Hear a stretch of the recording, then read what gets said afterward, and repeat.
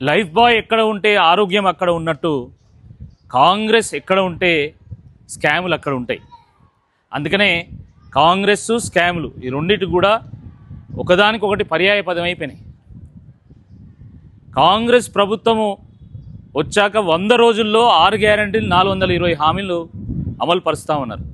కానీ వచ్చిన 100 రోజుల్లో హామీలు మాత్రం నెరవేర్చలేదు. బట్ 100 రోజుల్లో 100 కోట్ల రూపాయల స్కామ్ను మాత్రం వీళ్ళు చేసి ప్రజాధనాన్ని దోచుకున్నారు.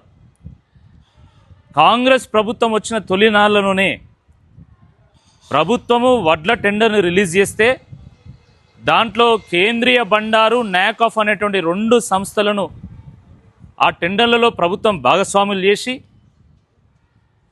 వాళ్ళతోని రైతులకు దక్కాల్సినటువంటి ధనాన్ని మొత్తం మెక్కేలాగా ప్రభుత్వం చేసింది. టెండర్ దక్కించుకున్నటువంటి నాకాఫ్, కేంద్రీయ బండారు 2 సంస్థలు కూడా ప్రభుత్వం పెట్టినటువంటి కండిషన్స్ ప్రకారంగా వడ్లను కొనుగోలు చేయకపోవడం వల్ల, సమయానికి వడ్లను కొనుగోలు చేయకపోవడం వల్ల ప్రభుత్వ ఖజానాకు 1000 కోట్ల రూపాయల నష్టం జరిగింది. దీని మీద అనేక కథనాలు వచ్చినాయి. ఈ వడ్ల స్కామ్లో 100 కోట్ల రూపాయలు చేయిలు మారినాయని ప్రభుత్వంలో ఉన్నటువంటి సీనియర్ మంత్రులు పందికొక్కుల్లాగా ఈ ధనాన్ని మెక్కిందని చెప్పి కథనాలు వచ్చినా కూడా ప్రభుత్వం స్పందించలేదు. దాని తర్వాత హైకోర్టు ఈ 2 సంస్థల మీద కేసు చేసి ఈ 2 సంస్థలతో పాటు ప్రభుత్వానికి కూడా ఈ అవినీతి పైన నోటీసులు పంపింది. నోటీసులు పంపడంతో ఇటు రైతుల నుండి అటు కోర్టు నుండి ఒత్తిడి రావడంతో ఆ రోజు ప్రభుత్వము కేంద్రీయ బండార్ అదేవిధంగా నాకాఫ్ 2 సంస్థలు కట్టినటువంటి ఈఎండిని కాస్త, డిపాజిట్ని కాస్త ప్రభుత్వము ఫోర్ఫిట్ చేసింది. ఫోర్ఫిట్ చేయడం అంటే ప్రభుత్వమే ఆ మొత్తాన్ని ఉంచుకొని ఈ సంస్థలకు ఈఎండిని చెల్లించలేదు. మరి మళ్ళీ అలాంటి సంస్థను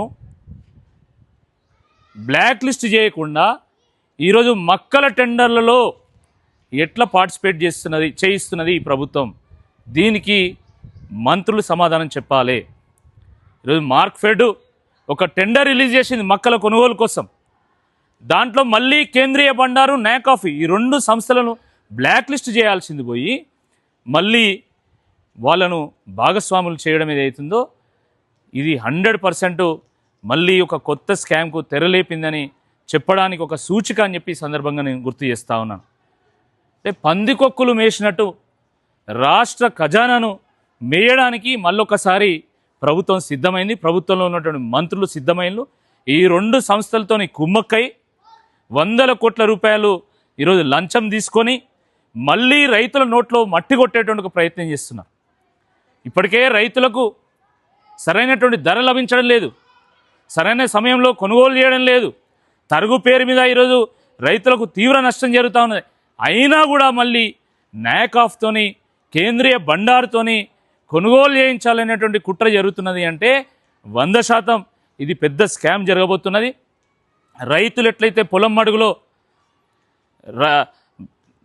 రైతుల రక్తాన్ని ఎట్లయితే పొలం మడుగులో జలగలు పట్టి పీడిస్తాయో ఆ రకంగా మరి కేంద్రీయ బండారు, నాకాఫ్ ఈ 2 సంస్థలు మంత్రులు కలిసి రైతుల రక్తాన్ని ఈరోజు పీల్చేటువంటి ప్రయత్నం చేస్తూ ఉన్నారు. కాబట్టి ప్రభుత్వం ఇప్పటికైనా తప్పును ఒప్పుకొని వెంటనే కేంద్రీయ బండార్ని, నాకాఫ్ని 2 సంస్థలు కూడా బ్లాక్ లిస్ట్ చేయాలా.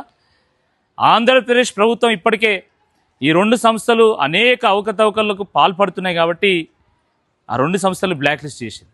అస్సాం ప్రభుత్వం బ్లాక్ లిస్ట్ చేసింది, ఒరిస్సా ప్రభుత్వం బ్లాక్ లిస్ట్ చేసింది. మరి అలాంటప్పుడు కనీసం వాళ్ళ నేపథ్యాన్ని స్టడీ చేయకుండా, వాళ్ళ రికార్డ్స్ చూడకుండా, మన తెలంగాణలో జరిగినటువంటి వడ్ల స్కామ్లో వాస్తవాలు చూడకుండా ఈరోజు టెక్నికల్ రౌండ్లో కేంద్రీయ బండారును, నాకాఫ్ను క్లియర్ చేసిందంటే తప్పకుండా ఈ మంత్రులకు 100 కోట్ల రూపాయలు చెందుతున్నాయి, ఢిల్లీకి మూటలు అందుతున్నాయి. దీన్ని అడ్డుకోవాల్సినటువంటి అవసరం ఉంది. హైకోర్టు కూడా దీన్ని సుమోటోగా తీసుకోవాల్సిందే ఈ సందర్భంగా మేము డిమాండ్ చేస్తున్నాం. ప్రభుత్వం కూడా వెంటనే రైతులకు క్షమాపణ చెప్పి ఈ టెండర్లలో మరి కేంద్రీయ బండార్ని, నాకాఫ్ని అర్హత లేని సంస్థలుగా ప్రకటించాల్సిందే, బ్లాక్ లిస్ట్ చేయాల్సిందే ఈ సందర్భంగా మరొకసారి డిమాండ్ చేస్తాం.